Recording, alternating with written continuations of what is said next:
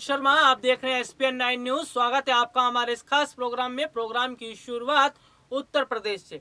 उत्तर प्रदेश में अगले वर्ष विधानसभा चुनाव होने वाले हैं और सबसे ज्यादा विधानसभा की सीटें उत्तर प्रदेश में हैं। और उत्तर प्रदेश राजनीति के हिसाब से अपने आप में बहुत ज्यादा अहमियत भी रखता है। तो सवाल यहाँ पर यह है कि क्या उत्तर प्रदेश में जो अगले वर्ष विधानसभा चुनाव होने वाले हैं उसमें एक बार फिर बीजेपी का कब्जा होगा या फिर अदर्स पार्टियां गठबंधन करके अपना एक नया खाका तैयार करेंगी या गठबंधन करके वो सत्ता हासिल करेंगी। दरअसल ये बात मैं इसलिए बोल रहा हूँ क्योंकि इस बार जो स्थिति बन रही है, जो समीकरण बन रहा है वो ये है कि कई राजनीतिक पार्टियों की एंट्री उत्तर प्रदेश चुनाव से पहले ही उत्तर प्रदेश में हो चुकी है और चुनाव का प्रचार प्रसार का काम उन्होंने भी शुरू कर दिया है। लेकिन आपको मैं यहाँ पर बता दूं कि उत्तर प्रदेश में योगी आदित्यनाथ को हराना इतना आसान नहीं होगा, क्योंकि योगी सरकार ने जो काम किया है, जो काम कर रही है, जनता उसकी खुलकर तारीफ कर रही है। चाहे वो अपराध खत्म करने को लेकर हो, स्कूलों में शिक्षा को बढ़ावा देने को लेकर हो, और तमाम तरीके के काम जो है योगी सरकार में किए जा रहे हैं। जिस तरह से अभी तक देखने को मिला है कि योगी सरकार में अपराध अब धीरे धीरे कम होते जा रहे हैं। अपराध जो है उसका नामो निशान मिट रहा है। बड़े बड़े गैंगस्टर, बड़े बड़े कुख्यात जो डॉन हैं, अब वो चुपचाप बैठ गए हैं, क्योंकि उन्हें भी पता है कि अगर योगी सरकार में जीना है, अगर योगी सरकार में रहना है तो अपने तरीके से रहना होगा। और सबसे बड़ी बात आपको मैं यहाँ पर बता दूं कि योगी सरकार ने जिस तरह से स्वास्थ्य के सेक्टर में, शिक्षा के सेक्टर में और किसानों को लेकर अभी जो फैसला उन्होंने किया है एमएसपी बढ़ाने को लेकर योगी सरकार ने, ये सारी चीजें बताती हैं कि योगी आदित्यनाथ को भी ये बात पता है कि किसानों को नाराज करना उन्हें ही नुकसान हो सकता है। आने वाले चुनाव में युवाओं को नाराज करना उन्हें आने वाले समय में नुकसान हो सकता है। तो कुल मिलाकर ये है कि उत्तर प्रदेश के सीएम योगी आदित्यनाथ सभी वर्ग के लोगों को साथ लेकर चल रहे हैं। नौकरियों की मैं बात कर लेता हूं तो रोजगार के अच्छे अवसर भी दिए जा रहे हैं ताकि युवाओं को मौका मिले। उत्तर प्रदेश की सत्ता पर दोबारा से बैठने के लिए योगी आदित्यनाथ ने तैयारियां शुरू कर दी हैं, तैयारियां जारी हैं। और खबरें मैं आपको ये भी बता देता हूं कि योगी आदित्यनाथ ने अपने जो कई मंत्री हैं उनमें फेरबदल करने का फैसला लिया गया है, उनमें फेरबदल किया जा रहा है। हाल ही में ए के शर्मा, अरविंद कुमार शर्मा, उनकी एंट्री हुई है बीजेपी में उन्हें शामिल किया गया है। ये सारी चीजें बताती हैं कि किस तरह से चुनाव को गंभीरता से ले रही है योगी सरकार और चुनाव को देखते हुए प्लान तैयार किए जा रही है। अरविंद ए के शर्मा जो हैं उनको पार्टियों में शामिल करवाया गया और खबरें ये भी सामने आई कि बड़ा पद उन्हें दिया जाएगा। और गौर करने वाली बात तो ये है कि योगी सरकार ये चाहती है कि जो मंत्री हैं जो काम ढंग से नहीं कर पा रहे उनको बदला जाए, उनकी जगह नए चेहरों को दिया जाए, क्योंकि ये स्थिति जो है वो ये बता रही है कि योगी सरकार नहीं चाहती कि उनके मंत्री ढीला कामकाज करें या फिर काम में ढिलमुल रवैया अपनाएं। योगी सरकार अपने स्तर पर बेहतर से बेहतर काम कर रही है, काम करके दिखा भी रही है और जनता उनके काम से बहुत ज़्यादा खुश भी है।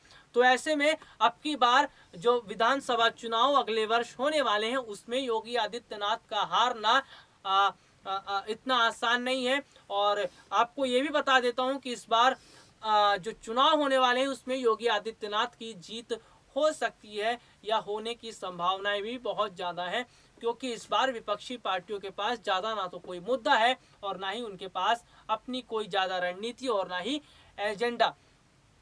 उत्तर प्रदेश के सीएम योगी आदित्यनाथ ने जो काम किया है, जिस तरह का काम उनके द्वारा किया जा रहा है, ये चीज़ें बताती हैं कि वो उत्तर प्रदेश को पूरी तरह से सुधारना चाहते हैं, वहाँ पर अच्छी व्यवस्था को लाना चाहते हैं ताकि किसान हो या युवा हो, महिलाएं हो, सभी खुश रहे। और वो बात भी कोई नहीं भूलेगा जब उत्तर प्रदेश के सीएम योगी आदित्यनाथ ने यह फैसला किया कि नोएडा में फिल्म सिटी यानी कि फिल्म सिटी बनाई जाएगी और वहाँ पर जो कलाकार हैं उनको बुलाया जाएगा, शूटिंग की जाएगी। यानी कि जिस तरह से महाराष्ट्र में पूरा जो मुंबई है वहाँ पर शूटिंग्स होती हैं, उसी के तर्ज को ध्यान में रखते हुए अब उन्होंने एक प्लान भी तैयार किया है कि उत्तर प्रदेश में भी वही व्यवस्था अपनाई जाएगी ताकि उत्तर प्रदेश के जो लोग हैं उनको वहीं पर ही रोजगार मिले, ताकि उत्तर प्रदेश के लोग वहीं पे ही रहें और यूपी से बाहर ना जाएं। तो काम जिस तरह से कर रहे हैं, जिस तरह से काम का उन्होंने तैयार किया है खाका, और अपने मंत्रियों से लेके छोटे अधिकारियों से सबको मतलब एक फॉर्म में रख रखा है, एक तरीके से रखा है।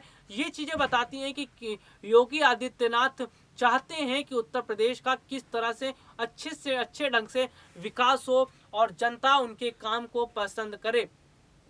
हाल ही में कुछ समय पहले एक सर्वे भी हुआ था, जिस सर्वे में ये बातें बताई गई थी कि योगी आदित्यनाथ जो है वो पहली पसंद है सीएम के तौर पर।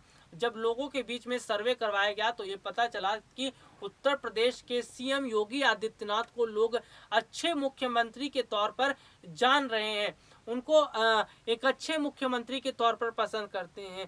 तो काम बोल रहा है, केवल उत्तर प्रदेश में ही नहीं, देश के कई और राज्यों में भी अगर देखा जाए तो सब लोग अब यही बात करते हैं कि आज वो उत्तर प्रदेश वो नहीं रहा जो पहले हुआ करता था। आज 24 घंटे बिजली मिल रही है, पानी मिल रही है, तमाम तरह की सुविधाएं हैं, अस्पतालों में फैसिलिटीज करवाई गई हैं, स्कूलों में बच्चों को सुविधाएं दी जा रही हैं। तो हर तरह से सुविधा मिल रही है योगी सरकार में लोगों को। और योगी आदित्यनाथ का चुनाव हारना इतना आसान नहीं है और चुनाव में जीत उनकी हो रही है। ओपिनियन पोल की बात कर लेता हूं तो ओपिनियन पोल भी आते रहते हैं, और जो ओपिनियन पोल सामने आए हैं उसमें ये बताया गया है, ये खबरें हैं ओपिनियन पोल के जरिए कि इस बार अच्छी खासी सीटें उत्तर प्रदेश में योगी आदित्यनाथ को मिलेंगी और इसका लाभ जो है वो उन्हें मिलेगा। हालांकि हाँ, ये स्थिति है कि किसान जो हैं पश्चिमी उत्तर प्रदेश के वो नाराज नजर आ रहे हैं योगी आदित्यनाथ से।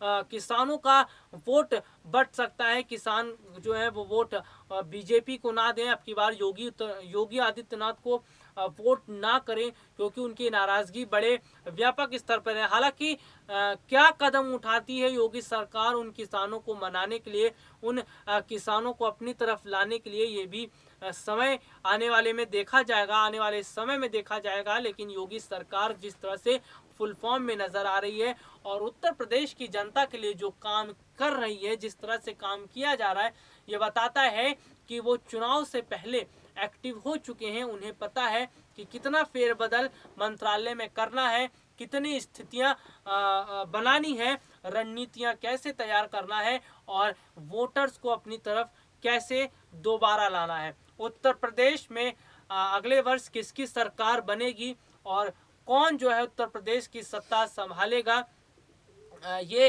अभी जो स्थिति देखने को मिल रही है, बीजेपी का पलड़ा जो है वो ज़्यादा भारी पड़ता हुआ नजर आ रहा है। अब की बार बीजेपी को उत्तर प्रदेश में फ़ायदा मिल रहा है क्योंकि योगी सरकार काम कर रही है।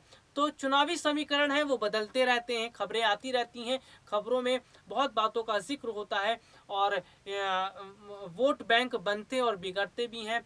किस तरह की स्थितियां बनती हैं ये हम आपको बताते भी रहते हैं। लेकिन अगले जो चुनाव हैं उसमें बहुत मुश्किलों का सामना जो है वो बीजेपी को करना भी पड़ सकता है क्योंकि कई छोटी पार्टियां जो है यहाँ पर उतर रही हैं, वो वोटर्स को लुभाने की कोशिश कर रही हैं। तो तमाम तरह की तैयारियां सभी राजनीतिक पार्टियों की तरफ से हैं। हर कोई वायदा कर रहा है, हर कोई चुनाव जीतने का सपना देख रहा है, लेकिन चुनाव तो वही जीतेगा जिसके साथ वोटर्स चाहेंगे। वोटर्स किसके साथ जाते हैं ये वक्त बताएगा। तो फिलहाल के लिए आज मुझे इजाजत दीजिए, नमस्कार।